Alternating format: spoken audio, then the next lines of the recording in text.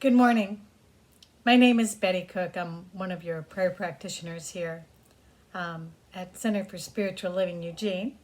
And I'm here to speak with you today. Today I'd like to speak with you about the topic of release and surrender. But today I think I'm going to lean a little bit heavier into release. Last week, Reverend Linda spoke about one of the basics, the gratitude. And this week, following that, I'm going to speak about that final part of how we believe we create our good with our spiritual mind treatment or affirmative prayer with release. And I've thought a lot about release, and I've taught some about release. So let me talk today a little bit about that. So when I talk about release with children, I usually can't do that, and I never do that without talking about attachment. Because I don't think release would be difficult if we weren't attached. And we become attached for lots of important reasons to both our ideas and people. But I think that one of the reasons we become very attached to ideas is because as a species, we attach very strongly to people. In fact, it is the first thing we do when we come into being, is we attach to at least one person, our mother, but many, many times lots of other people. And that attachment is very strong, and it's very, very important as a species. As a species, we must attach to survive. We must attach in order to feed one another and help one another and work together as a group. And we must have social contact, or in fact, as a being, we are greatly compromised. We die. And that is why it is one of the ways that we torture is through solitary confinement. It's considered both punishment and torture to do that. So we are not meant to be solitary. We are meant to be in a group because of our attachments, because of our need to attach and the hormones and stuff in our brain that not only help us attach, but keep us attached. So people are saying, hey, I know what you mean, Betty. It's important to attach to people, but that doesn't mean we have to attach to our ideas. And I'm saying, yes, that is true. However, what we do emotionally often influences what we do intellectually. Like those thoughts and those feelings really affect one another, which is why we say when you change your thinking, you change your life, because you do change your feelings. So I'm going to argue that, in fact, our feelings of attachment are not just about people. They are very definitely about ideas and particularly outcomes. And so I will give as an example what we do when we have our good in mind, okay? And then we have a prayer, maybe we go to a prayer practitioner, or we just do our own prayer, and then what we do. And we often are very good at what I call stepping on our own hose, or just getting in our own way.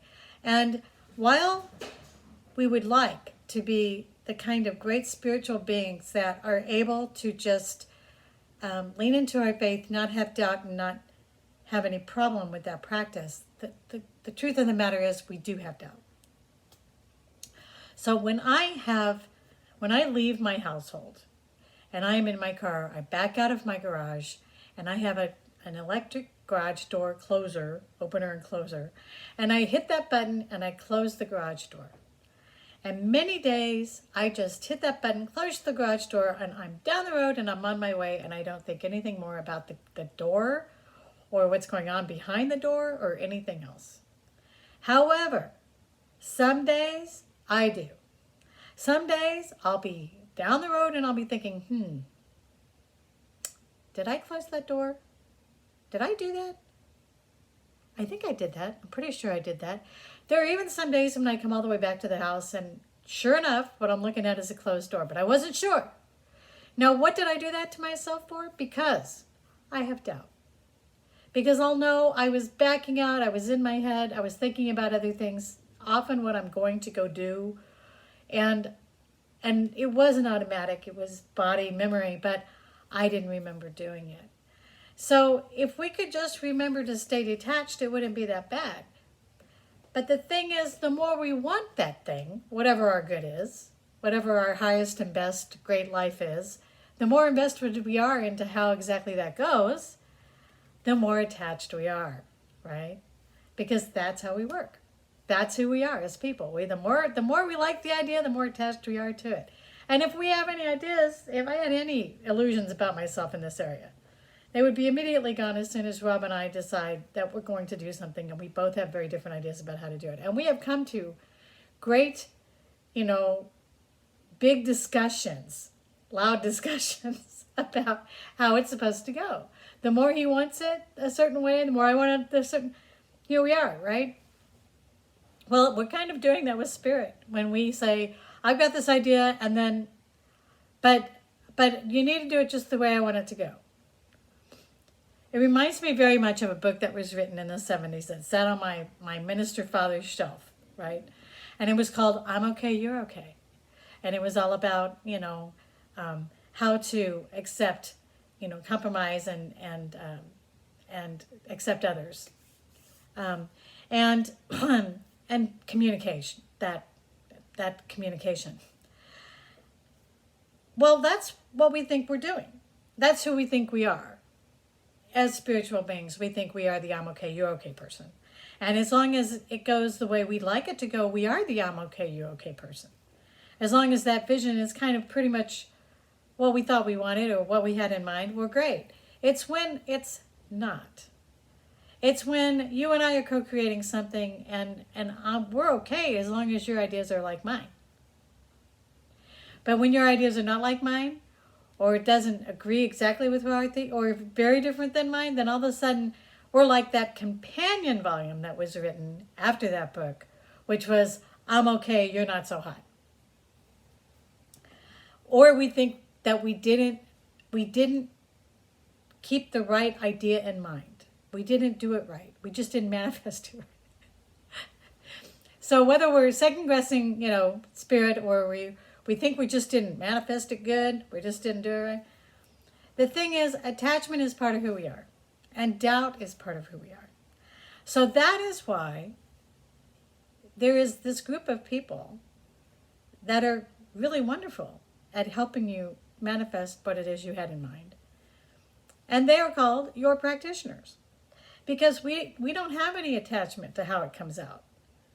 You want your good, we want your good, we just know it for you, and we close that garage door and we go on down the road. We're not even going to worry about that garage door anymore. Well, you're going to worry about whether you did it or not, if the cats are okay, if you left anything on, all that stuff. You know what? We're not going to do that. We're not going to do that. So that is the best reason to work with a practitioner or a prayer partner, either one. Anyone who can know it for you. Because you're going to, maybe, while your faith is great and wide and true, on this particular issue, it may not be as great and wide and true as you hoped. Because you are human. And because we don't always have the faith we would like to have on a subject. Because we are human. We have attachment. And that means we have investment. And then we have doubt if it doesn't go, or we want to control it, or we want it to go a certain way. And then, add to that our stories about how we think it should go and why. And there you go. You've got a pretty good manifestation that can take over the one that you just put out there. You've got another idea or a picture of the good. So, what am I saying? I am saying we have a mudra. We have a mudra that I've used to teach for a long time. God is all. I am one with God. I use this with the kids. I know. I give thanks, and I release. So what does that mean? Just what I said. When you release, it's joyful, it's knowing, you put it out there and you let it go. So I'm saying to you, let it go. Don't worry about whether you closed the garage door, you did. Don't worry about whether spirit and the universal law of mind got it. It did. It did. Now you just need to relax, surrender, release, truly release it, and let it go. Because your good is coming. It may not always look the way you thought it would. But sometimes, always, the highest and best is being served. I thank you for your time and attention. It's been wonderful being with you this morning, and namaste.